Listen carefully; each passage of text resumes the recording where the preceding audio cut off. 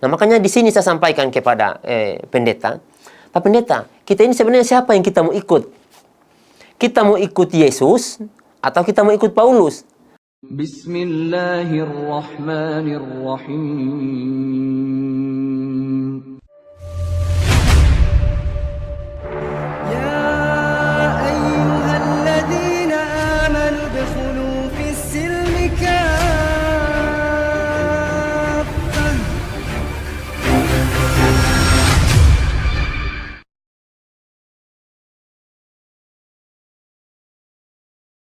Kalau kita mau ikut Yesus, tentunya apa yang diperintahkan oleh Yesus, apa yang dikerjakan oleh Yesus, kita ikuti. Nah, kita hari ini semuanya tidak ada yang haram, tidak ada yang halal. Ya, hampir-hampir ini Pak Pendeta, yang berkaki ini, tinggal kaki meja yang kita tidak makan.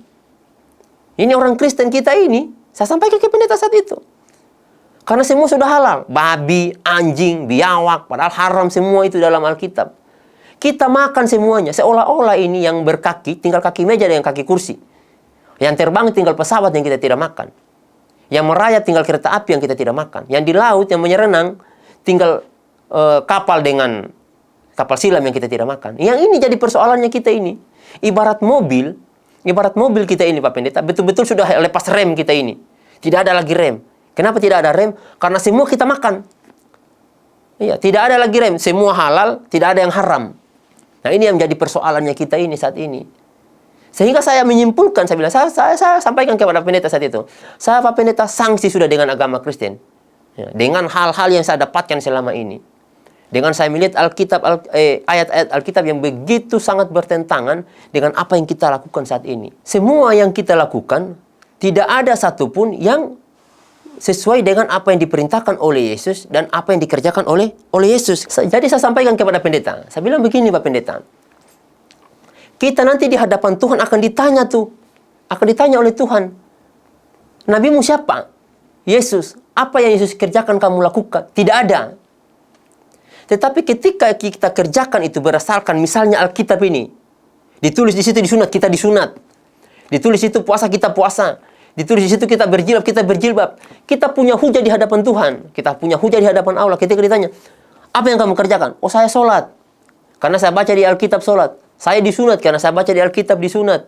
Kamu apa lagi? Saya melakukan menutup aurat. Saya pakai kerudung karena saya dapat di Alkitab. Saya puasa karena saya lihat Yesus puasa. Saya makan domba karena saya lihat Yesus makan domba. Dan itu akan menjadi pertanyaan nanti di hadapan Tuhan. Nah, ketika Tuhan bertanya, apa yang kamu lakukan? Oh, saya minum minuman keras. Lah, kenapa kamu minum? Paulus bilang tidak apa-apa. Karena itu sudah diperbaharui oleh Yesus. Disitulah hukuman yang akan kita dapat. Karena kenapa? Kita ikuti saja apa yang diperintahkan Yesus, apa yang dibawa oleh Yesus. Kita aman. Sama seperti orang Islam. Orang Islam seperti itu. Dukung dakwah Haji Cerdas dengan membeli produk-produk dari Cinta Kurma. Menyediakan berbagai macam kurma. Dijamin keasliannya. Dia mengikuti apa yang ada dalam Al-Quran, kemudian mengikuti jejak Rasulullah. Apa yang dilakukan Rasulullah diikuti oleh umatnya, sehingga aman. Ketika ditanya nanti, yang bertanggung jawab ya Yesus, ya nabinya kita. Yang itu saya protes. Sangat saya protes keras dulu. Yang kata Pak Pendeta saat itu, oh tidak begini, Jem. Kita itu sudah ditebus oleh Yesus dosanya kita. Segala bentuk apapun yang sudah kita lakukan itu, dosa sebesar apapun itu akan diputihkan oleh Yesus, akan ditebus oleh Yesus. Saya bilang itu namanya omong kosong Pak Pendeta. Masalahnya begini. Kita sekarang berbicara soal logika. Saya mencuri, Pak Pendeta masuk penjara. Kira-kira Pak Pendeta mau? Kan tidak mungkin itu. Saya yang mencuri, kok Pak Pendeta yang masuk neraka? Iya kan? Yesus yang akan menebus saya punya dosa. Kalau memang seperti itu, buat apa lagi kita pergi ke gereja? Iya kan? Buat apa lagi kita bantu orang? Ngapain kita lagi gereja, Pak Pendeta? Kalau memang Yesus sudah menebus dosa-dosa kita, tidak perlu lagi kita gereja. Kan sudah ditebus, biar saja Yesus yang siksa di neraka. Kan logikanya seperti itu. Sehingga saya sampaikan, ini agama pembodohan saya bilang, Pak. Ini pembodohan. Ini sama saja kita dijerumuskan di neraka. Karena memang agama Kristen ini bukan agama yang dibawa oleh Yesus, sehingga semua ajarannya ajaran yang menjerumuskan ke dalam neraka. Lalu, ketika saya berdebat dengan bertanya kepada pendeta, kemana kita Pak Pendeta, tempatnya kita itu kemana? Di surga apa neraka? Oh, katanya kita sudah dijamin oleh Yesus masuk neraka. Saya bilang tidak. Justru Yesus di dalam Alkitab ini menjelaskan bahwa orang Kristen itu masuk neraka. Saya tunjukkan dalilnya. Ini supaya orang Kristen tahu di mana tempatnya orang Kristen. Jadi 2 kitab yang mengatakan bahwa orang Kristen itu semuanya masuk ke dalam neraka. Sekarang saya tunjukkan dalilnya. Matius 7 ayat 21. Jadi di mana tempat? Jadi saya sampaikan ke Bapak Pendeta. Pak Pendeta, tempatnya orang Kristen di sini nih. Nanti lihat. Dan apa sih orang Kristen itu? Jadi orang Kristen itu kata Yesus, bukan setiap orang yang berseru kepadaku Tuhan, Tuhan akan masuk ke dalam kerajaan surga. Ini kata Yesus. Nah, ini kata Yesus. Melainkan dia yang melakukan kehendak Bapakku yang di surga. Ini kata Yesus loh. Kata Yesus, bukan orang yang menyebut dia Tuhan akan masuk surga, tetapi orang yang menjalankan perintah Bapakku. Apa perintah Bapakku? Bapakku perintahkan disunat. Bapakku perintahkan untuk memakai jilbab. Bapakku perintahkan kita jangan makan babi. Bapakku perintahkan kita jangan minum alkohol, jangan minum minuman keras. Tapi semua itu dilakukan oleh orang Kristen. Betul tidak Pak Pendeta? Ya betul. Ya. Semua yang diperintahkan Bapakku, kalau ini kata Alkitab, semua yang diperintahkan oleh Bapakku yang di surga itu tidak dilakukan oleh orang Kristen. Iya. Makanya Yesus berkata lagi di sini, pada hari yang terakhir kata Yesus, orang akan berseru kepadaku, Tuhan, Tuhan, bukankah kami bernubuat dengan namamu? Ini kata orang-orang ini. Dan kami mengadakan mujizat dengan namamu juga. Maka kata Yesus ini kata orang, bukankah kami bernubuat dengan namamu, bermujizat dengan namamu, ya Yesus? Nah, ini kata Yesus, pada waktu itu aku akan berterus terang. Ini kata Yesus ini kepada jemaatnya, kepada kita, kepada orang Kristen saat itu nanti. Pada waktu itu aku akan berterus terang kepada mereka, aku tidak mengenal kamu. Ini kata Yesus, aku tidak mengenal kamu. Jadi di sini dijelaskan, orang yang mentuhankan Yesus, kemudian tidak mengerjakan apa yang diperintahkan Bapakku di surga, Yesus tidak mengenalnya. Dan kata Yesus, enyahlah daripada aku, kamu sekalian pembuat kejahatan. Jadi kata Yesus kepada orang-orang Kristen, enyahlah daripada aku, kalian pembuat kejahatan. Orang yang mentuhankan Yesus, membuat mujizat demi nama Yesus, bernubuat dengan nama Yesus, kata Yesus itu kalian pembuat kejahatan. Jadi jika ada pendeta yang membuat mujizat demi nama Yesus, bernubuat dengan nama Yesus, itu pembuat kejahatan. Ini kata Alkitab. Jadi kalau ada Pak Pendeta, ini edukasi sama teman-teman ini. Jadi teman-teman orang Kristen, jika ada pendeta yang tiba-tiba dengan nama Yesus kamu sembuh, tunjukkan ayat ini. Ini kata Alkitab, dia pembuat kejahatan. Kata Yesus dalam Alkitab, dia pembuat kejahatan. Yang bermujizat dengan nama Yesus, dia pembuat kejahatan. Kata Alkitab. Nah, ini yang harus kita pahami. Makanya saya sampaikan kepada Pak Pendeta. Pak Pendeta, kalau kita mengikuti semua perintah Tuhan yang ada dalam Alkitab ini, maka satu tujuan kita adalah Islam. Mengapa saya harus beranikan diri? Ya, karena yang menjadi persoalannya adalah keselamatan. Yesus benar menjanjikan keselamatan kepada kita, tapi keselamatan itu bukan dari Yesus, tapi itu dari Paulus. Keselamatan bohong itu, keselamatan bohong dan omong kosong, keselamatan semu. Karena nggak mungkin Yesus menyelamatkan saya berbuat dosa, kemudian Yesus akan menyelamatkan saya, itu omong kosong. Iya, harus kita tanggung masing-masing kita punya dosa. Sehingga saya beranikan diri untuk bertanya kepada pendeta, karena ini sudah persoalan keselamatan ini. Karena tujuan kita di dunia ini ada 2. Tujuannya, yaitu mencari keselamatan atau kesusahan. Karena tujuan hidup kan nanti, tujuannya kita kan cuma 2, neraka atau surga. Nah, saya mau masuk surga. Nah, makanya saya harus berani bertanya dengan apa yang telah saya dapatkan. Saya ungkapkan itu kepada pendeta. Saya tanya kepada pendeta. Karena saya ingin selamatkan saya punya keluarga. Saya tidak mau tersesat. Saya sudah bosan dengan keadaan itu. Karena saya yakin dan percaya bahwa apa yang saya temukan dalam Alkitab itu, semuanya itu adalah kebohongan. Ya, semuanya adalah kebohongan. Rekayasa. Nah, nanti akan saya bedah ini Alkitab ini. Insya Allah saya akan bedah. Saya akan kuliahkan itu para pendeta-pendeta itu. Nah. Kemudian yang kedua, mengapa saya memilih agama Islam yang notabene-nya agama Islam itu agama yang saya paling benci? Teman-teman orang Poso, Sulawesi Tengah pasti tahu saya. Ya, ketika kerusuhan Poso, saya orang yang bela agama Kristen. Yang bela mati-matian loh. Ya, saya orang yang menghujat agama Kristen. Dan bahkan saya pernah bakar masjid. Ini perlu teman-teman ketahui. Saya pernah bakar masjid. 2 masjid di Tentena saya bakar. Teman-teman orang Kristen di kampung saya itu, di Batu Gencu itu pasti tahu saya. Saya pernah menjarah itu. Harta-harta orang Islam yang ada di Tentena, kita jarah. Kemudian masjidnya kita bakar. Masjid yang saya bakar pertama yang masjid yang di Pasar Tentena. Yang kedua masjid yang di daerah Jalan Moke, Sawidago itu. Itu yang saya bakar. 2 masjid itu saya bakar. Jadi kalau teman-teman bilang saya bukan Kristen sejati, oh salah. Saya Kristen sejati, saya pejuang dulu. Pasukan Kristus dulu saya. Nah kemudian apa yang menjadikan saya masuk Islam? Tentunya ada alasan dong. Alasan saya tidak pernah belajar Al-Quran, teman-teman. Saya masuk Alkitab dari ini. Ada sedikit ayat-ayat di dalam ini yang kemudian saya jadikan alasan untuk masuk Islam. Jadi perlu teman-teman ketahui, jujur saja, saya masuk Islam itu dulu hanya ingin mencoba. 1, 2 tahun, 3 tahun, 4 tahun, sampai 5 tahun. Sehingga saya dulu kan pernah bersumpah dengan mertua saya dulu itu. Saya bilang sama mertua saya bersumpah, kalau seandainya 10 tahun masa keislaman saya tidak dapat kebenaran atau agama Islam ini bohong, maka Allah akan matikan saya. Ya, Allah akan matikan saya. Tetapi jika agama Islam ini benar, maka Allah akan panjangkan umur saya dan saya akan wakafkan nyawa saya untuk mendakwahkan Islam. Apa ayat yang saya dapat dalam Alkitab kemudian yang menggiring saya atau mengajak saya untuk masuk Islam? Saya jelaskan satu persatu. Saya belum pernah belajar Al-Quran loh. Ya, jadi saya masuk Islam modalnya ini. Ini saya masuk Islam demi Allah. Saya masuk Islam karena modal ini.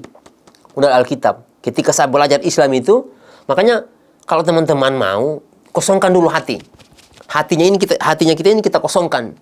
Ateis artinya. Supaya kita bisa menerima Islam. Jadi, saya belajar Alkitab ini, saya temukan ayat. Jadi, saya paparkan di sini. Ayat yang pertama, poin yang pertama. Yesus menjanjikan seorang penghibur. Yesus ya, menjanjikan seorang. Ini kata, seorang, bukan roh. Kalau roh ini tidak kelihatan, tapi orang, kata Yesus. Di Yohanes 14, ayat 15 sampai 21.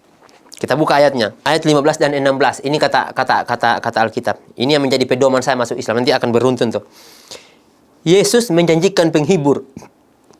Jikalau kamu mengasihi aku, kata Yesus, kamu akan menuruti segala perintahku. Ini kata Yesus ini. Jika kamu mengasihi Yesus, makanya saya ingin mengasihi Yesus. Saya ingin sayang kepada Yesus. Makanya kata Yesus kepada umatnya, jika kamu mengasihi aku, kamu akan menuruti segala perintahku. Aku akan minta kepada Bapa, dan ia akan memberikan kepadamu seorang penolong yang lain, penolong yang lain, orang loh ini, orang yang Yesus maksud, supaya ia menyertai kamu selama-lamanya. Jadi kata Yesus, jika kamu mengasihi aku, kamu akan menuruti segala perintahku, dan aku akan meminta kepada Bapa, dan ia akan memberikan kepadamu seorang penolong yang lain supaya ia menyertai kamu selama-lamanya. Ini dalil yang pertama. Seorang penolong. Oke, kita lihat. Siapa penolong itu? Nah, ini yang harus kita pahami dulu. Siapa penolong yang akan menolong kita selama-lamanya? Kita lihat pada kutipan ayat yang lain. Nah, ketika saya melihat, oh penolong ini. Nah, yang menubuatkan tentang kedatangan Yesus. Ini yang perlu teman-teman ketahui ya. Kedatangan Nabi terakhir ini ada 2 orang yang nubuatkan. Yang nubuatkan tentang kedatangan Yesus dan Nabi Muhammad adalah Nabi Yesaya. Nah, kita buka kitab Yesaya. Saya cari itu di kitab Yesaya. Ternyata ada ucapan ilahi di tanah Arabia. Itu. Ini kalau kita mau belajar sejarah, masa Allah luar biasa.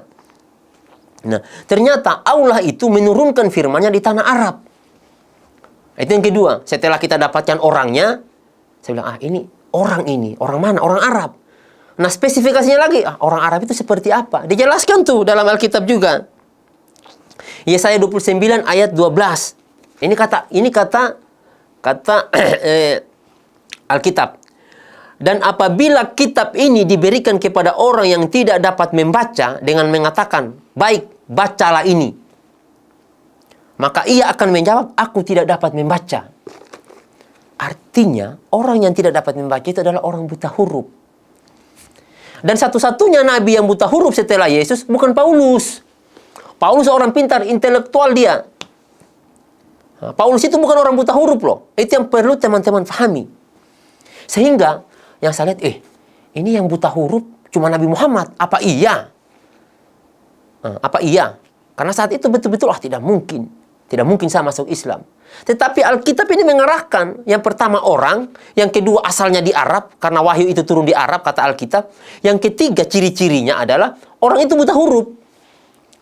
Orang Arab buta huruf. Siapa kalau bukan Nabi Muhammad? Nah, ini dalilnya, sehingga saya memutuskan, saya harus masuk Islam. Nah, saya harus masuk Islam, saya putuskan itu. Nah, kemudian setelah saya masuk Islam, setelah saya mendapatkan dalil ini, apalagi yang saya kaji setelah itu? Wah, harus kita kaji dulu. Oke lah, dia sudah sampaikan orang. Oke. Kemudian orang Arab. Oke. Buta huruf. Oke, mari kita lihat. Apakah orang yang dimaksud ini bertentangan dengan Alkitab? Saya harus lihat dulu. Jangan-jangan nanti dia bertentangan dengan Alkitab. Oke. Saya tanya tuh sama teman saya. Tentang karakter daripada Nabi Muhammad. Ya. Saya lihat, apa sih ajaran Islam? Saya tanya sama teman, apa sih ajaran Islam? Saya belum baca Al-Quran. Saya tanya sama teman, apa sih? Apa namanya ini? Ajaran yang dibawakan oleh Nabi Muhammad. Dijelaskanlah sama orang Islam. Wah, Masya Allah.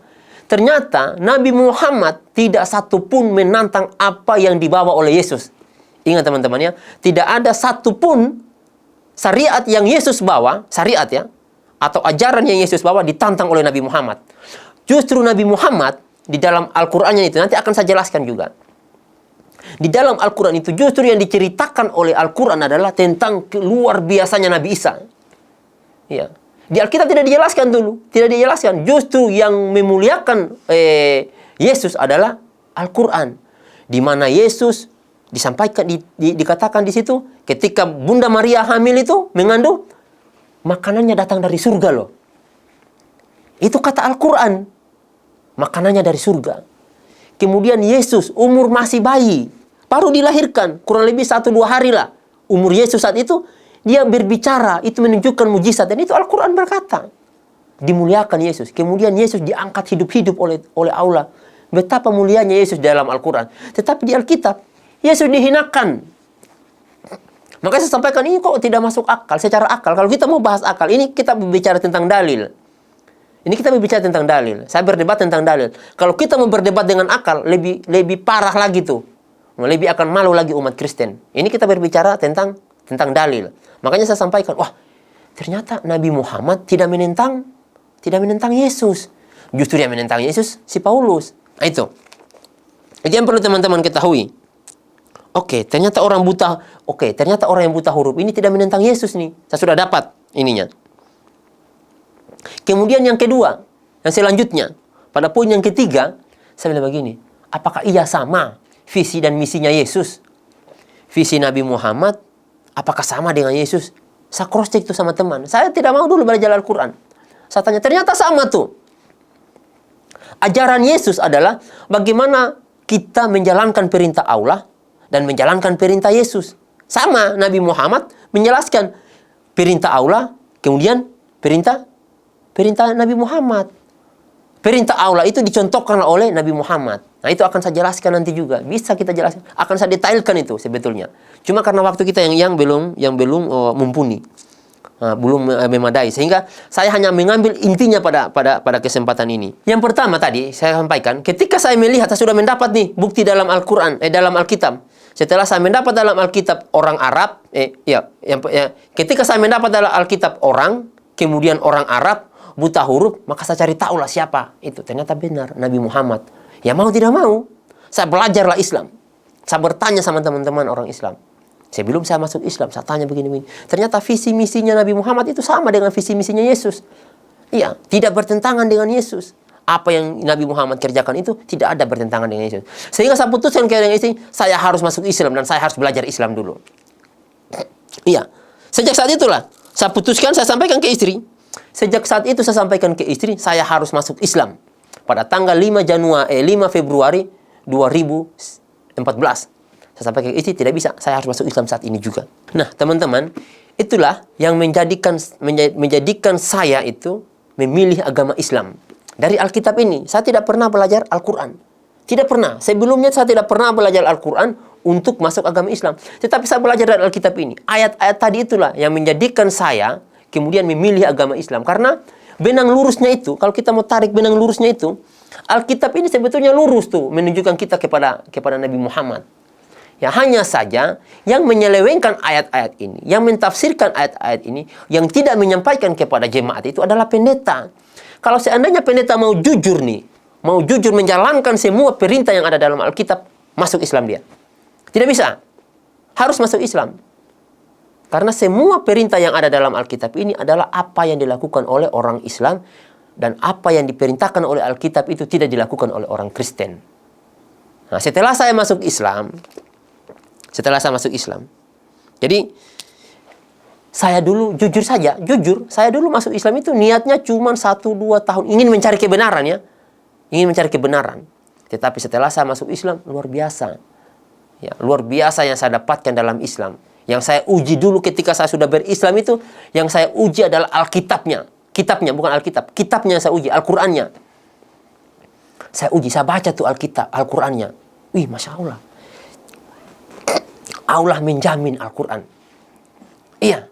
Kata Allah dalam Al-Quran, ayat yang kedua surat Al-Baqarah, "Dzalikal kitabu la raiba fi hudal lil muttaqin." Itu ayatnya yang sangat luar biasa. Kata Allah, kitab ini adalah petunjuk bagi orang-orang yang bertakwa. Kitab ini tidak ada keraguan di dalamnya. Kata Allah, tidak ada keraguan. Tidak perlu kamu ragukan ini Alkitab. Dan petunjuk bagi orang-orang yang bertakwa. Yang kedua, kata Allah, dalam surat Al-Hijr, ayat yang ke-9. Ini kata Allah, sesungguhnya kamilah yang menjaga. Sesungguhnya kamilah yang menurunkan Al-Quran, dan kami pula lah yang memeliharanya. Ini kata Allah. Mereka Allah yang menurunkan, Allah pula yang menjaga. Ini setelah saya masuk Islam, setelah saya belajar, Masya Allah.